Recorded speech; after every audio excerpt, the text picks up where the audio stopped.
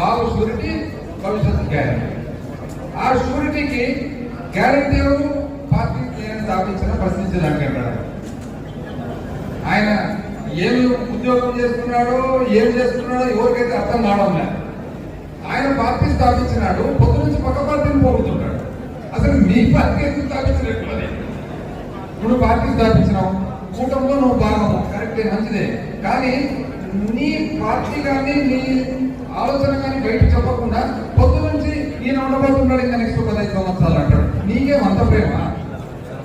ఇక నువ్వెందుకు పార్టీ స్థాపించిన డైరెక్ట్ చేయకపోతే పని కూడా మన సపరేట్ పార్టీ.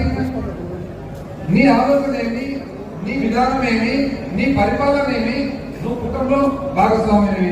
నువ్వు కూడా ఉప ముఖ్యమంత్రివే కదా. మీరు ఉప ముఖ్యమంత్రి అయ్యి పొద్దు నుంచి ఈయననే 15 సంవత్సరాలు, ఆయన చెప్పుకోవడం నేను 15 సంవత్సరాలు ఈయన చెప్తున్నాడు.